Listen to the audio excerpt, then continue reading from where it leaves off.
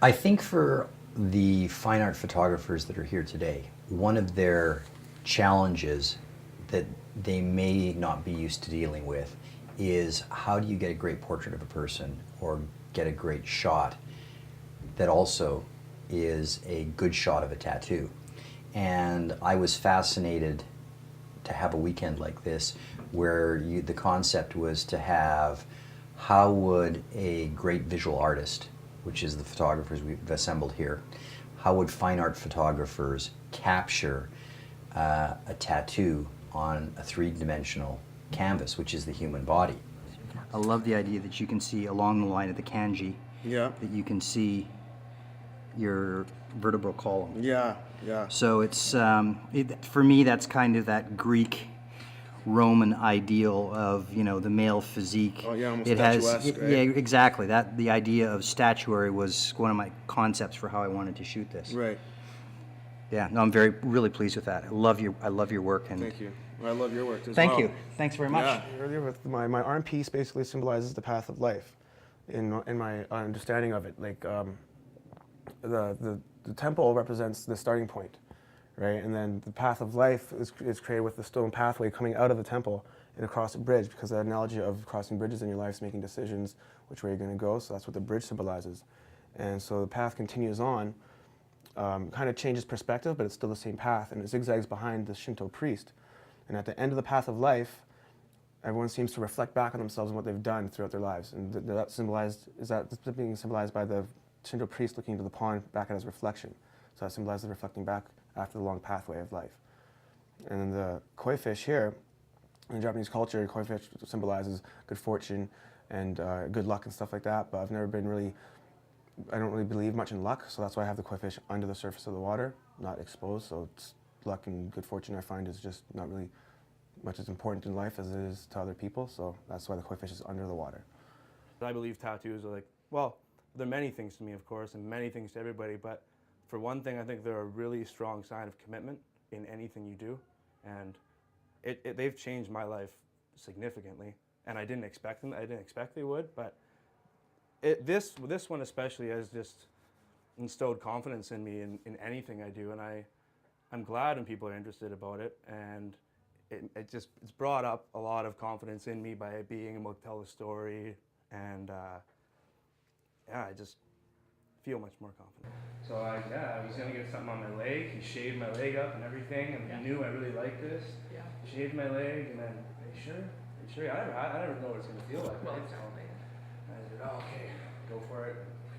Just a little outline, barely anything, and then just goes at it. Yeah. And this was all freestyle. Like I just go at it, right? That really is great. Yeah. So hold up your and actually pivot your whole body around right about there. Yeah. Let's go. I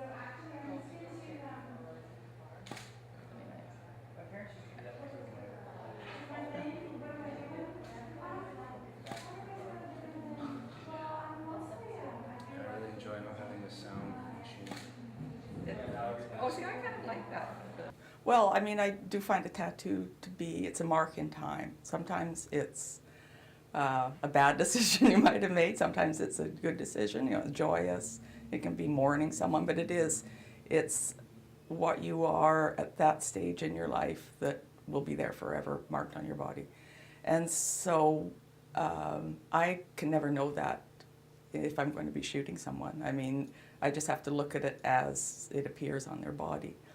And so what I am going to be trying to do, I love almost being anonymous or meeting someone that I have never met before. That's my favorite way to take photographs. So the person that I'm going to be shooting someone, I have no idea, I've never met them before, and so we'll just be face to face, and then I'll see what kind of ink they have, and then we'll probably have a little bit of a discussion. But as a photographer, I will be taking it on from my point of view, not necessarily the person that has had the tattoo made themselves.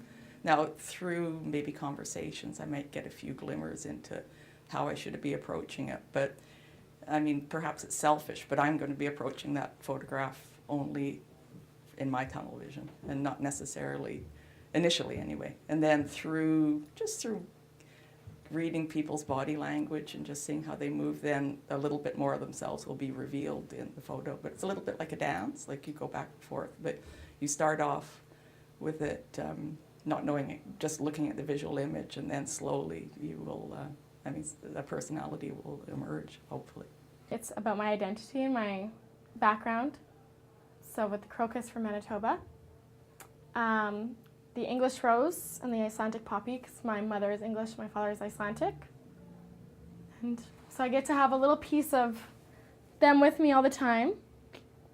And especially moving to a new city, you kind of, it's hard to be away from them. And being from Manitoba, I think as I become less part of Manitoba, the further I am from it, the more it becomes a part of me, if that makes any sense. It's like, I'm gonna get emotional here. I'm a little homesick, I think. The prairie crocus, I don't know, being away from Manitoba, I realize how amazing the people there are. I don't know. I'm not being biased because I love Vancouver as well, but there's this sense of home when I go back, and sense of community and my family and friends, and so I get to have them with me all the time. And what are your great expectations for this weekend? What would you like to leave with? I don't know. Hopefully, really nice art work on, to hang on my wall.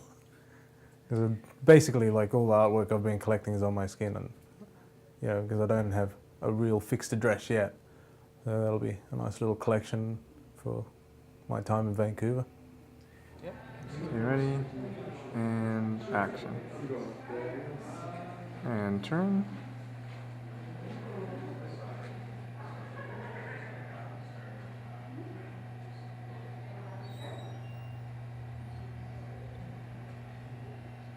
Cool. Fine art is made because you draw good. And there are people who draw good on canvas and on paper and on graffitied walls and on ceilings and on floors and on cars and on motorcycles. Can't tattoo or shit. It's a different medium, it's a different set of tools.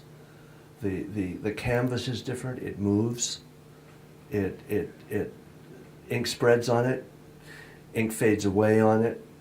The person that you, or the medium that you're putting it on, you're basically torturing. There's no way to get around it. You are torturing that person. I saw an interview earlier with a young lady you were interviewing, and I asked the difference between a man and a woman. You want a woman to torture you or a man to torture you? I was hoping to hear an answer. But it is torture. I mean, it is. I have a tattoo on my ankle from Patella Sulape, from Samoa. And it's a band about so wide, and he did it hand poke. And in Samoa, they hold a tool and they bang it. Okay. I've never felt such pain in my life. The first strike, you could hear in the room, bonk, like hitting like bamboo. I said, I don't believe this. How much longer? Oh, about 4 more hours. Now, you're around a circle of people sitting in lavas, which are just pieces of cloth. And they're all sitting around there playing music and tell you they love you and having you sniff flowers and all that kind of stuff. It hurts like a motherfucker. And that's what it did. I've never had anything more painful than my ankle that he did. And it's swelled up like a watermelon.